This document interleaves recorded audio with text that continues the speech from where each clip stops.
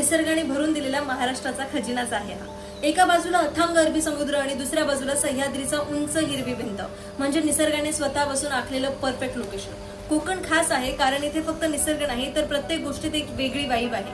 इथली लाल माती, कौलारू घरं, घरासमोरची तुळस आणि अंगणात झुलणारी नारळाची झाडं हे फक्त दृश्य नाही, ही कोकणाची ओळख आहे।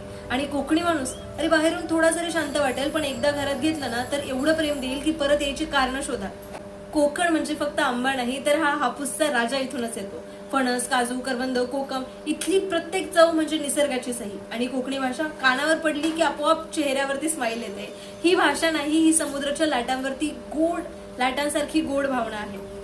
पावसाळ्यात तर कोकण लिटरली स्वर्ग बनतं। धबधबे फुल ऑन मूड मध्ये असतात, रस्ते हिवाळ्यामध्ये कार्पेट सारखे दिसतात आणि गरम वाफाळता चहा सोबत कांदा भजी, बस आयुष्याला अजून काय पाहिजे। आणि हो, कोकणात थोडा वेळ जरी थांबण्यात वेळ असा स्लो चालतो कारण इथे लोक घड्याळापेक्षा क्षण जास्त जगतात।